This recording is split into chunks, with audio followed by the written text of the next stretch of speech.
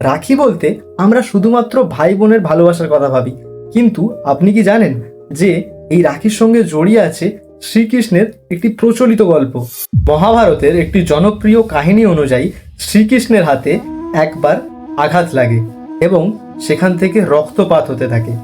তখন দ্রৌপদী নিজের শাড়ির একটি অংশ ছিঁড়ে শ্রীকৃষ্ণের হাতে বেঁধে দেন। দ্রৌপদীর এই ভ্রাতৃসুলভ ভালোবাসা এবং আন্তরিকতা শ্রীকৃষ্ণকে খুবই ভাবিয়ে তুলেছিলেন। পরে শ্রীকৃষ্ণ ও দ্রৌপদীর সম্পর্ককে ভাই বোনের সম্পর্কের সাথে তুলনা করা হয়। পরবর্তীতে লোক ঐতিহ্যের এই কাহিনী রাখি বন্ধনের সাথে আরও স্ট্রংলি জড়িয়ে পড়ে। তবে একটা কথা মনে রাখা জরুরি, দ্রৌপদী স্বয়ং শ্রীকৃষ্ণকে রাখি বেঁধেছিলেন এমন কোনো প্রমাণ মূল মহাভারতে নেই। এটি মূলত পরবর্তী জনপ্রিয় লোককাহিনী ও ঐতিহ্যের অংশ হিসেবে প্রচলিত হয়।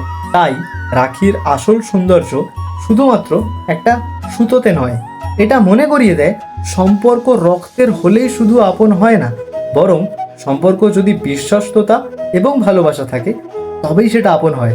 এই রাখিতে তুমি কাকে রাখি পরাচ্ছ বা কার থেকে পড়ছো, এটা কমেন্টে জানাতে ভুলো না।